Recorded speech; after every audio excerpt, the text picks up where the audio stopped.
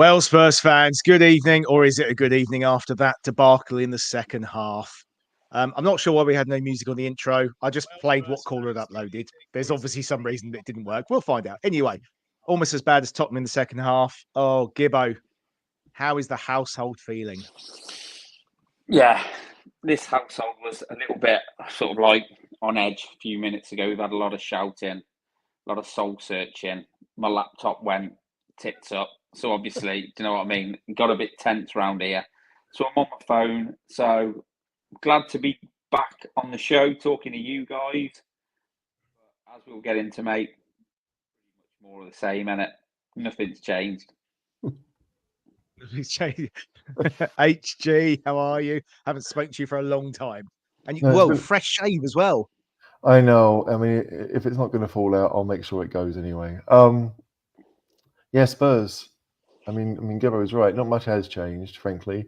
I think we looked okay, but yeah, I've seen that game before plenty of times. Where you know, I mean, I said at halftime in the group chat, as you know, that I kind of feared the worst. It wasn't the worst, but it was still pretty bad. I will just caveat this. If you look over my right shoulder, there is a little special guest on the sofa. Max, the dog, may kick off randomly if a car reverses nearby the house. He might decide. So I will try and mute myself if he decides to kick off. But at the moment, he's having a little rest, a little sleep. So hopefully, he will be better than Spurs were. We've got loads of comments on. So let's have a little look. Ollie's going with hope Ange is ripping a new one. I think all of us would like to do that after that. Particularly, I mean, let's go back to starting lineups. I think we were all a little bit underwhelmed by particularly the right wing, as none of us wanted to see Brendan Johnson playing, did we? But I think it was pretty much what we expected, Gibbo, wasn't it? Yeah, I think that was the midfield I thought he'd pick, tried and tested in the Premier League. There wasn't a lot of problem with that. Obviously, Son's going to play on the left. Thought Solanke'd play up front. Then when it comes to the right, you know, you've got Hobson's choice, haven't you? You know, people who watch this probably know my thoughts on Johnson. I've seen nothing. My views haven't changed. I've seen nothing to change my views. Probably because of the pace. Or Kulusevski's had a good season, but I think probably performs better in the middle. But yeah, what we thought. But, you know, like I said, and HG just said, there's not a lot of change, really, is there? Nothing's really changed. The team hasn't really changed. When he's picking his best team, he arguably did that, apart from maybe Johnson. But that's a matter of opinion. But it's, you know, I don't want to keep labouring the point, but it is pretty much the same old, isn't it? So, I mean, to go HG to go on this, it was the first game of the season. Players have come back late. We haven't finished our business, which is one of the issues. Clearly, the fact that Solanke hasn't played a preseason game with the team. Is this again a fault of our recruitment in a certain way that we haven't done the business early like we did last year? I mean, I feel like we had fewer first team available spots this summer. Like, we all knew that last year we needed a new goalkeeper, we needed defenders. Like, I think it was clearer last summer that we were going to get some first teamers who were going to come in and start. It was less obvious this time. I'm sure, you know, people will say we needed another striker, we needed various wingers. I mean, like, I thought we needed probably 7 players to play, considering I expected Højbjerg and all the others to go that have gone. I mean, most of the ones that have gone, we expected to go, but I just thought we'd need a few more senior players, and it looks like we're going to rely a little bit more on youth than I was hoping for. But that doesn't really matter for today. For today, we had the starting 11, bar Solanke, had all been at the club for a very long time, right? They all knew what was expected. They all knew what their job was. They all knew what they had to do. And for 45 minutes, we were okay. We looked decent. I mean, Leicester sat off us and we were able to play around them, but we didn't have too many clear-cut chances. We had a bunch of dangerous moments, but I don't remember the goalkeeper really having a difficult save, certainly not like the ones that Vicario had to make in the second half. So it just all looked very pretty and very like, oh yeah, we'll do it when we need to. We got the goal, which was a decent goal, and it was deserved, but nothing ever really, we never moved on from that. It was very, I think it was very revealing for all of our opponents that Spurs haven't changed. and that if you put us under a bit of pressure and you make life difficult, we don't have the quality to play through you. We don't have the quality to create chances.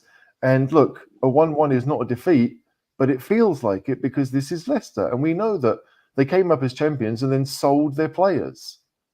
Like they've made what, maybe 2 signings, and one of them is Skip, who obviously couldn't play. So it's just, like, it is disappointing. Like, the whole season won't go like this, I hope, right? And we do have still, 2 weeks to do whatever we need to do, but nothing has changed. And I think that is the worrying thing for all Spurs fans. I'll tell you what also worried me was how long it took Ange to make changes in the second half when all of us could clearly see there was an issue. But whether he was trying something tactical with the players that were on the pitch, it just wasn't working. Leicester had got their sails up. They were after the goal, which sort of came out of nothing, really. And this has happened John, before. Sometimes he sits on it too long, doesn't he? Go on. what has he changed? I thought we had some good options off the bench. I really did. In terms of what's it going to change? Like, obviously it's a bigger debate, and we'll come on to it. And we have the debate in our group, like buying players who can change a game for us. And I don't want to get into the transfer debate, the transfer stuff, really. But we were saying about a winger, like we've bought the guy from Burnley, he might come in and make a difference. But we bought Werner in, and we were saying that's what we really needed. But we've got the same, haven't we? Do you know what? We've got the same issues and those problems. I mean, there's a big elephant in the room with certain wingers as well, which will probably not get discussed, and you won't be allowed to. But it's very, very easy to stop our wide men. And I thought the whole point of handball was that your wide men beat their man and pull it back for the guy who we bought that operates between the 6-yard and the 18-yard box at getting goals.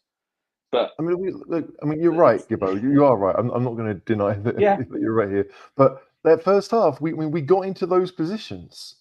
Like, we got into the box. Like, Maddison was doing it, Son was doing it. Leicester on the other side, but it was happening, and we just weren't picking the right pass. There were a number of occasions where there were players on maybe the edge of the box who were waiting for the pullback, and it never came because we tried to do something a bit close to the goal. We had the time when Maddison probably could have shot, but tried to fight Solanke. Like, it's like we have a prescribed way of scoring, and that's what we're going to try and do. And if it's not working, that we can try something else. We don't just have to keep on trying to score the perfect Ange goal. Like, I could sit here for 20 minutes and say that our wing players aren't good enough. I am thankful that Odobert, I think, will be better than all of them. I think Mikey Moore probably deserves a few more minutes just because of the type of winger that he is. And I know he's only 17, but we have nothing that's different.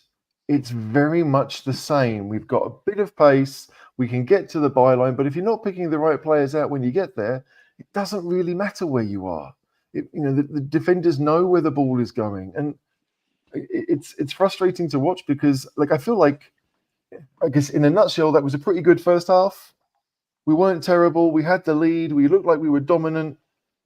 Once we scored, we tailed off a bit, which is always a bit concerning because, again, one goal is just one goal. But I can't get away from the fact that even when we needed to chase the game, what did we really have? Like, we had, but I mean, the last 20 minutes, certainly, I mean, after the subs, we were all over the place. There was no shape to what we were trying to do. Richarlison came on again for the last 5 minutes and made things worse just because of, I mean, it's not his fault, right? But, we're trying to put all of our strikers on without there being a real structure. We had Werner down the right as our only real winger. Richarlison was down the left. It was a shambles. And I understand that certain players weren't available because of our own choices, because they were signed too late and work permit or whatever. But at the end of the day, we weren't good enough. Like, Leicester didn't really deserve the point, but we allowed them to snatch what they could, and they took it. Your mother's on it here, mate. Been watching Angie's interview, saying he's really cool, and he's saying we were wasteful, but we need to improve. Well, that's been the same for. I mean, it is the first game of the season, and all players will tell you it takes till probably after the international break in September to really get up and running. And we did draw the first game, although I think Brentford at home against Leicester at home, I think Brentford in their place is probably a tougher test, you'd think. I mean, what I'd like to know, lads, really, Do you think this is the game? If we trawl back through the old cheese room videos, no doubt at some point, Caller will be saying, I'm waiting for a Winks masterclass. Well, I think he got a bit of it second half tonight, didn't he? Do you think he enjoyed it in the stadium? Sorry, I'm joshing. I know, mate. I know. He'll be on But- soon enough to tell us how wonderful his ideas were, I'm sure. Bentacle. It is ligaments. 18 months ago at that same stadium. I mean, how unlucky is this guy? I thought he actually had a decent game. I thought he's not at where he was before the injury in February 23, was it? But he definitely better than most of his games last season, I thought, Gibbo. Yeah, I thought he did made a few little challenges, didn't he? Always good on the ball, always comfortable. Sort of, brings it forward a little bit. Terrible to see him go down again. Nasty injury. And unfortunately now he's probably going to be out for a few weeks, isn't he, with the protocol of concussion. So what's that usually? Two weeks, is it, by the time you've gone through all the protocol? Yeah. So he's going to be out now, which is a shame. But yeah, he did all right, mate. I mean, he's had a few nasty injuries, isn't he? So it's going to be tough for him to get back up to speed. But, just does what you expect, doesn't he? Let's take that starting 11, right? Like, I think it's safe to say that the back five did nothing wrong. Like, Porro scored the goal, Udogie was involved going forward, Romero and Van der Ven were pretty much imperious at the back. Like, Leicester didn't have a kick. In midfield, I agree with you. I think Bentancur had a pretty good game. Like, there were moments where he struggled, but still I don't think he was any worse than Bissoma would have been, frankly. But then you start looking at the issues further forward, because that's where they are, right? Like, Maddison has his assist, was controlling things in the first half. So I don't think he necessarily had a bad first half. I think maybe afterwards he struggled a bit more. I do worry about Pat Sarr a little bit, because he did everything. Like, it's not that he didn't do what he's good at. It's just that maybe we didn't need that in this particular game. When we're dominating possession, maybe we need someone with a bit more drive. Excuse me, I'm going to sneeze. I think I get what HG saying. Sorry, HG, because I thought you were going to. But I think Pat Matasar's got legs. Like John said, when he made a tackle, even though it was offside, that's what Sar's on the pitch for. But then I look at it like he is only on there. It appears to me that it is just about the legs, because you can sort of see what people are talking in the media and stuff, and you can never believe all that. But like about a number 8 who's a bit more all action, who's better on the ball and stuff like that. And I think when you watch Pat Matsar, you can see that, can't you? Like, I don't think apart from the legs, there is a lot more there. That's not me having a go at him, because I think he's a decent player, but I think that is what his game is just about. It's just about legs, getting around the pitch. That's all I see. But there are games for that, right? Yeah, I mean, that's the thing. Like, I don't want to underestimate Leicester, but when we looked at their preseason, we looked at the things and we thought, hang on a second, this team is actually probably quite bad. This is where you throw, like, Kulusevski could have started with Maddison in midfield. Yeah. I think we would have been fine. The fact that when Kulusevski came on, he made probably the best defensive challenge of the whole game for Spurs when it looked like Leicester were coming through, and he got back to get a toe end on things. So, like, I understand that it seems as if Ange has his best 11 set, which is kind of worrying, because I think most of us would have a different 11, right? Probably, yeah.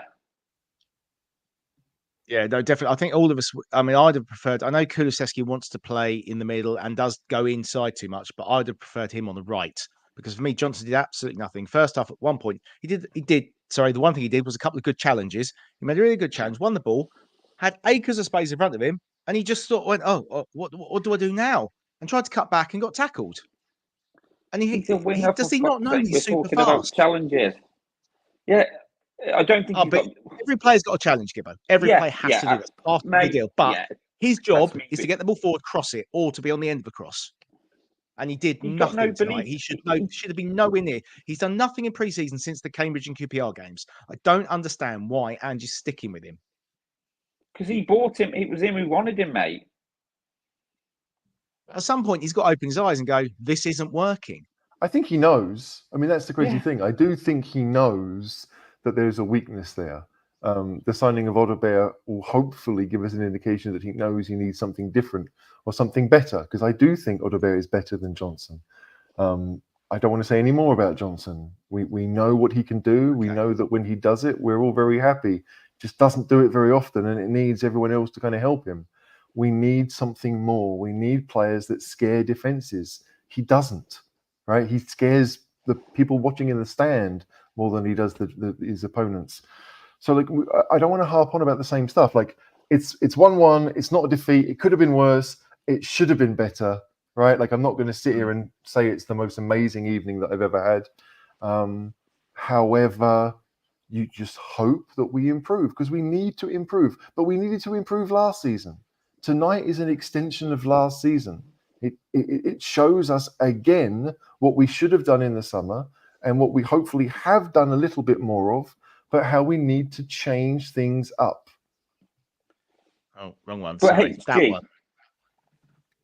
well, I was just about to come on to that. Sorry, John, carry on. No, well, you lead on. I mean, it was at times as if both of our wingers were hindering us rather than helping us. I mean, like, obviously, Son is. I'm only saying what I say. I was just going to say as well. I don't think we're being negative about Spurs, because there's a big issue, isn't there? You can't say anything bad about somebody or about Spurs because you're being negative. I just think we're saying what we've seen, and like Son tonight keeps going backwards, and then his touch let him down in the box towards the end. Really poor touch. Didn't want to commit to the shot or taking a man on, and that's an issue because he's our talisman.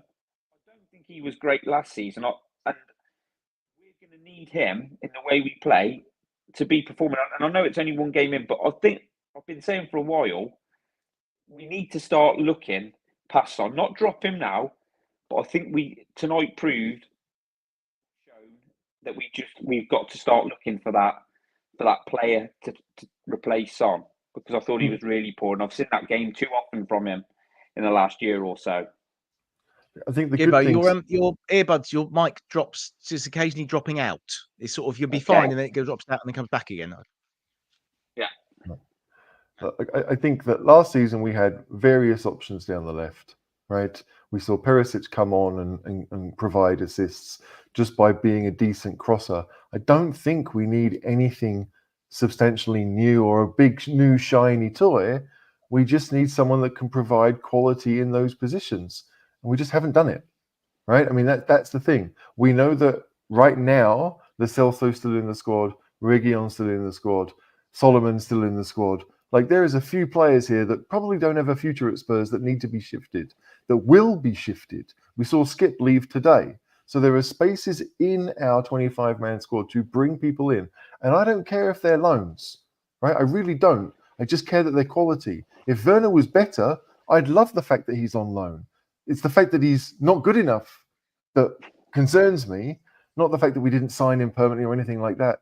So we have 10 days to try and fix it. It's one of those weird things that, I mean, next week against Everton is a massive game for both clubs, because Everton got pummeled first game. If we don't win next week, we're suddenly looking at Newcastle and Arsenal as our next two games. Yeah. What's that, bottom three after 4 games, possibly? Like, that's not where we need to be. But tonight was the chance to say, right, we're going to get a good start. We are going to show that we are ready to compete for those European places. I don't think we're ready for anything more. And yet we didn't. We didn't lay a marker down for ourselves. We showed our opponents, frankly, where our weaknesses are, the fact they haven't changed. And it's going to be a struggle. We have to do more. And I don't need 40, 50 million pound signings. There are players out there that will help us, that will make us better. But this should have been done 2 weeks ago. There is no reason that it wasn't done. I'm sorry. I don't believe the fact that we needed to make sure other people were off the wage bill before we did anything. We didn't sell anyone for any big money until Skip, frankly. So, and that's not huge money. Do you know what I mean? It's not huge. So clearly we could and should have done more before when we did, and now we're paying the price. We are paying the price for the fact that our brand new striker didn't play a preseason game, has only had training. He had a couple of good opportunities. He didn't play bad tonight, but we are not at full speed, and you need to be at full speed. You can't just go into early parts of the season and think that, well, we finished fifth last year, that will be enough. I mean, Ian's saying here Solanke missed 3 decent chances tonight. I remember him missing the same number of last season at the Lane. Strikers will miss chances. That's the nature of the beast, but particularly at the beginning of the season. I think the one in the second half where he sort of moved it to the right and hit it straight at the keeper. I think he was just going for power there. Once he settled and scored a few goals, he puts that in the bottom corner. I think we just got to give strikers time. Remember, Gary Lineker took 8 games to score his first goal for Spurs, and he was the Golden Boot winner at the World Cup a few years before. So, you can't expect. I thought you could see what Solanke was about, John. I thought he worked hard, worked in between the posts, which is sort of where you want him. In the goal, I think he's got a good touch. I think he looked like he tried to link up play well. Like you said, that goal will come. My worry was how the goals we want him to score, or we're expecting him to score, the players that are meant to be delivering those balls to him aren't doing their job. And I'm not 100% sure that they are of the quality to do that. And that's why we have to hope that. I mean, like, I don't feel that Son was terrible in the first half. Second half, he was anonymous, but Spurs had lost control. We couldn't get him the ball, and so we struggled. I mean, the fact that he miscontrolled the chance towards the end was really the first time we saw him, and it sucked because it was a great chance. But I don't feel like he was awful. I mean, all of our attacks in that first half came down the left-hand side. Right, and it was Son, and it was Maddison, and it was Udogie, and they're the three that kind of created the space so that Maddison could get the ball into the box, and Porro made a run. Now, again, should Porro be? I mean, again, I'm happy that he did, but is that really his job? Like, it's frustrating that I feel like we have some very good footballers, and I don't feel like we're using them in the best way we can. I think Porro's a great footballer, I really do, but he just I don't want him really getting balls off of Romero and on the half turn and then looking forward. I don't think he's a midfielder. I think he's a wide player that can shoot. And so to move him into midfield, the whole point of Ange Ball is, I think Matt said earlier, the whole point of it is that we then create space for a one-on-one down the wings. And we just don't have people who can take advantage of that. And when they do get into space, they can't provide the crosses. And I don't think it's a lack of practice. I think it's a lack of quality. I think it's poor decision making. I don't think it's going to get any better by playing these players more often. Son is decent at it. He is decent at it, but he also wants to come in and shoot. And we didn't see enough of that today. We've got to have some variety out wide. Right now, we've got a bunch of players in the middle that can play nice 5-yard passes to each other. We can work it nicely to the wings. And then things go to crap, frankly. So, boys, I've got one thing for you. I've got a picture. Now, if ever a picture sums up how we felt in the second half, it's this one that Jack's just sent us. Absolutely, mate. Same old, same old. Good old Jack. If I had hair, I would have done the same. Mark's really on it in the chat. I'm going to put this one up. Cooley has no pace, doesn't score goals. Well, he scored 8 Premier League goals last season. Can't cross. He has had assists. One-dimensional. I don't think he's particularly. He does try to cross with his right foot, just not brilliantly. But his right-footed crosses are probably better than Johnson's on many occasions. Porro crosses and scored.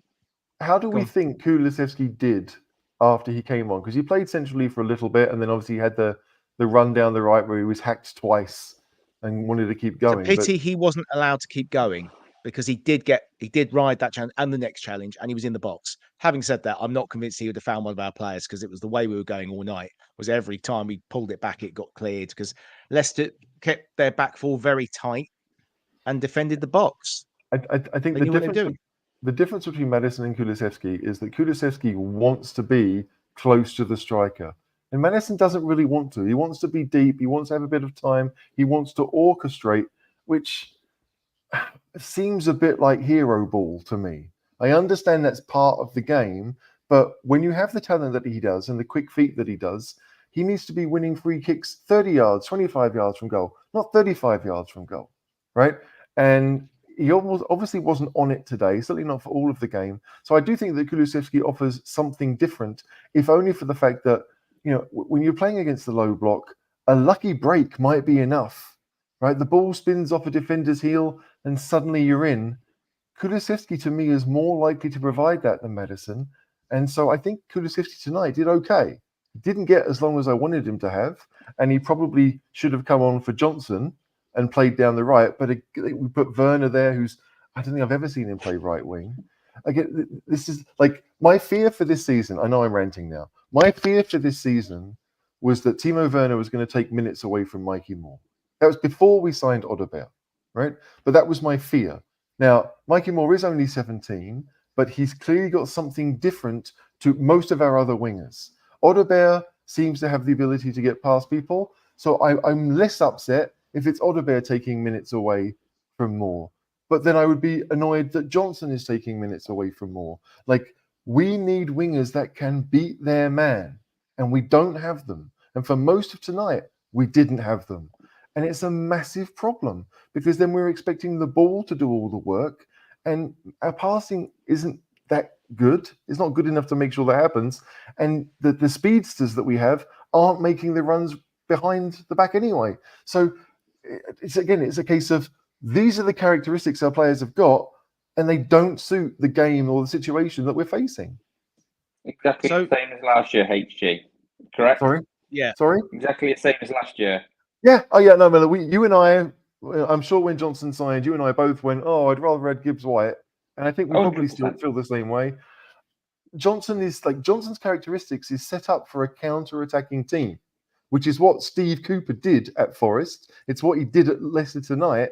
That's why, maybe his data looked good because he was playing in a system that suited him. We don't play that system. He looks timid. He doesn't want the ball. When he asks for the ball, he lets it go under his feet. It's like, I don't want to bash him, but it happens all the time. And he has to improve. I mean, you don't want his mum trying to add you on Instagram, do you? That's not the way forward. If I had Richo, our resident Everton fan, evening gives me hope for Saturday after a poor start to the season with 3-0 defeat to Brighton. At home, we need to fight back. Obviously, with Sean Dyche, he knows how to set up a team defensively. He's going to lap this up, isn't he? He'll just they'll stop us having space, won't they? That's exactly, what they'll do, and they'll try and hit us on the counter, which isn't easy because we've got Van der Ven, who's really quick.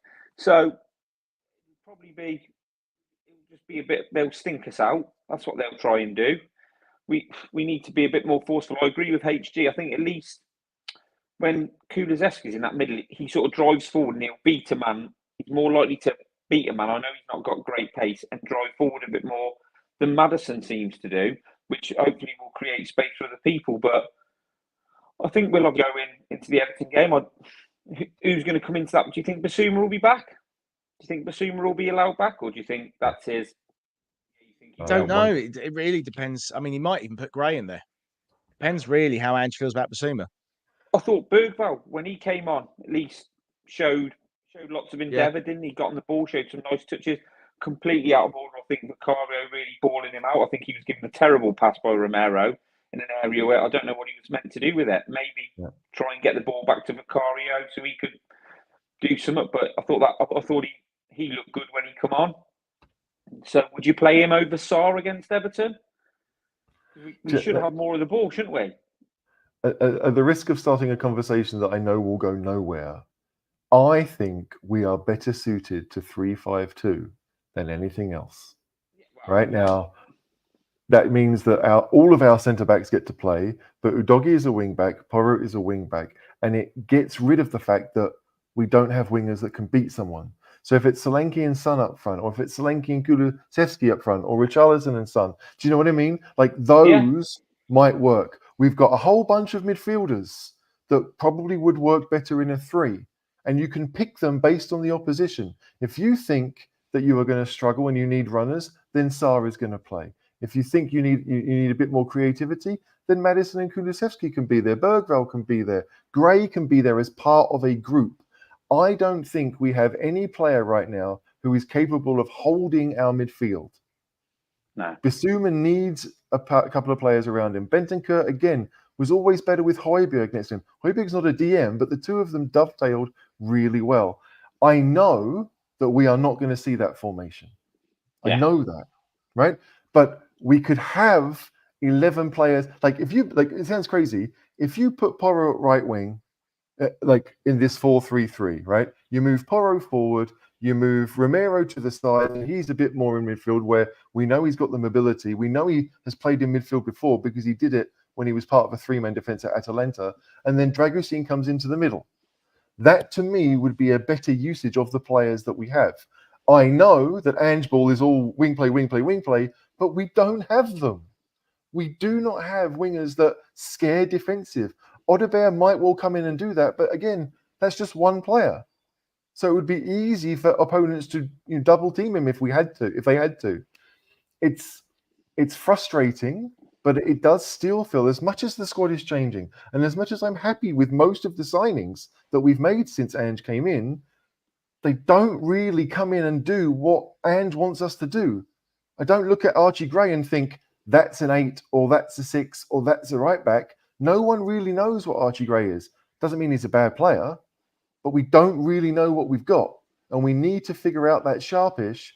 And that's why, again, those signings should have happened earlier, could have happened earlier, and we'd be in a better spot. It's rough that we had three of our best players away until the last week of pre-season. I understand that that's a bit rough, or the last 2 weeks. But when you look at what we've got, and you look at them, we do have some talented young players who could gel and become a really good team. And tonight might just be, an off night, and they'll come back and they'll learn from it. But I worry that, if we don't start to get things right, everything's going to fall apart. And I don't want that. I want us to have a squad that can do what Ange wants us to do.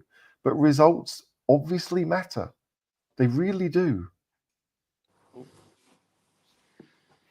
Yes. So, we're going 35 minutes, boys. Got 56 people watching. Please do give us a like. Please, if you're watching this on catch up, please give us a comment and a like. It all helps us on this new venture. As obviously we're using the Old Cheese Room YouTube channel, but we've rebranded it and we've got a new Twitter page that Gibbo has been sort of pushing out there. So please do find at It's Tottenham, or which is the Lads It's Tottenham Twitter page. Get us a bit more engagement. That'll be really helpful. Gibbo, are you doing a show on Wednesday? Have you got guests or not? We're not mentioning that. Mate. We're just trying to line up a few more guests. If we can get somebody, we just need a couple. But we're going to try and do something Wednesday. Hopefully, we might do a little something in the transfer market before then, which will make it more interesting.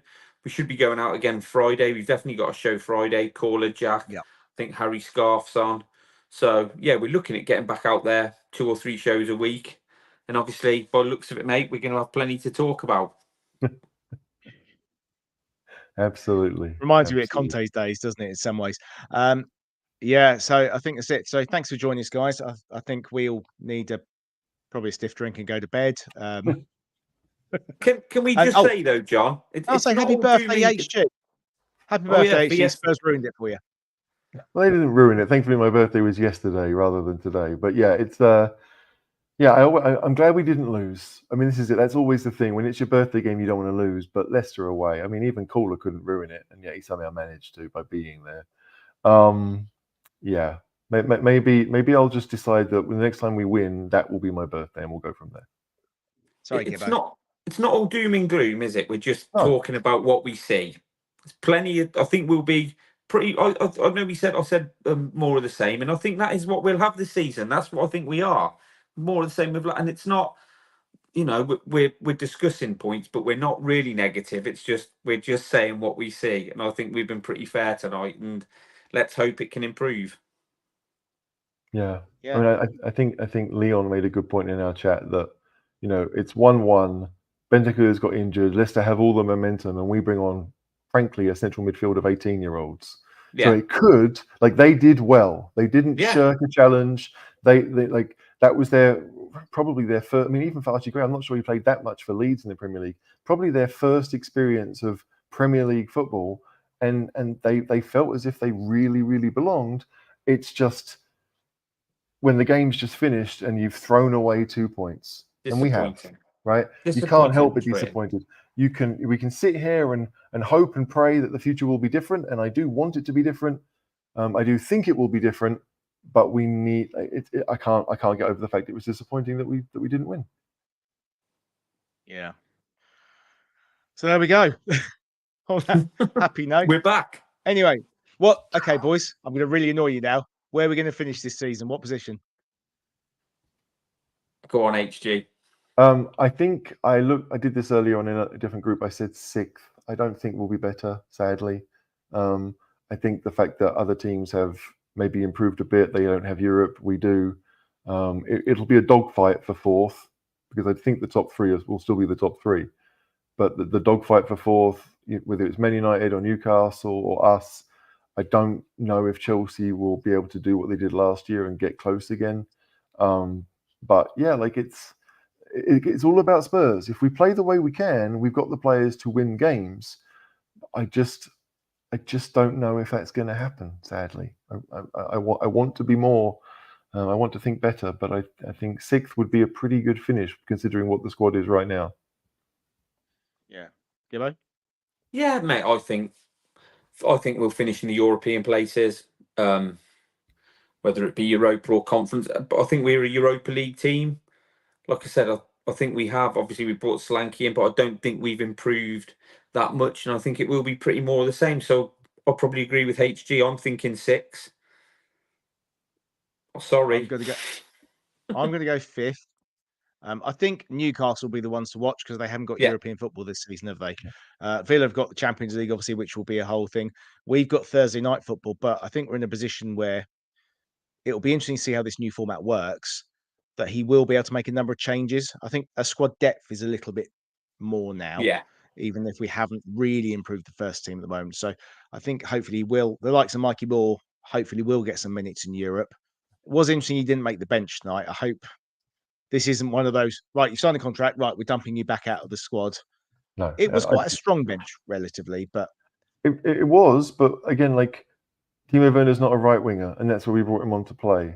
So like and we did change formation. Like they made a big thing on my commentary about when we made the subs, we went from 4-3-3 to a 4-1-4-1. I had Martin Tyler and I think Paul Robinson, the old Spurs keeper. They made a big thing about that. I don't know if that's really true, but we just, I think we lost whatever shape we had when we made those subs. We were a bit desperate, and that's why it didn't really come out for us. But I do think we can only get better. I don't think we will get worse. It's just a question of how quickly we get better, and whether the fans, if there is pressure on Ange, whether the fans are willing to stick with it. Because I've seen a few comments tonight that people are blaming Ange for what's going on right now. And I think that's fair. I mean, he is the manager. It makes sense. But, we've seen other teams stick it out with managers that had bad patches. I'd like to think we would do the same. But it is still frustrating when you see players getting minutes that, in my opinion, really don't deserve them and don't help us. What was Martin Tyler and Paul Robinson's view on the challenge on Solanke? I presume that's what Kerry's talking about. Yeah. They thought it was pretty much nothing. I mean, they didn't scream that it should have been a penalty. Like obviously Solanke goes down, and you don't think he's doing that for for shits and giggles, but it is. I don't think it was a clear-cut thing, and then they certainly didn't either. It does seem that you're not going to get very much very easily at the moment as well under these new interpretations, which in about 3 weeks' time will be forgotten about, and it will go back to. And this is it. Like in the second half, there was one where the player went through and Udogie maybe tripped him from behind, and that could have been given in previous times. Like I don't think that was a penalty either. I don't think Spurs did enough, really. We certainly didn't test the goalkeeper enough. Dangerous moments, but not chances, and that's the story of Tottenham's night tonight. Yeah. Cool. Well, thanks for joining, boys. It's just coming to 11 o'clock or midnight for you, HG in Vienna, isn't it? Bedtime. Time to early starts for us. Well, only starts for me and Gibbo tomorrow, not for Mr. I'm on holiday for three Hey, and a half hey, months in summer. I go back on the 29th for a morning, and then I start properly, I think, on the 4th for a morning. But yeah, two and a bit weeks left to enjoy You take it the steady. Viennese campaign. Sorry? You take it You steady. take it steady, mate. Yeah, I mean, obviously, I'm getting old now. I just had a birthday. Like, I mean, I look older than John, even though I'm not. So yeah, it is what it is. But yeah, enjoy your work tomorrow, everyone, not just you Oh, two. Thank you. Yeah, thanks, Dawson. Thanks for the Cooler said he likes the lit, doesn't he? So on that note, I'm going to say so hopefully Gibber will be back with you Wednesday. If not, we'll definitely be here Friday with Cooler and Jack. And come on, you Spurs. Come on, you Spurs. Yeah.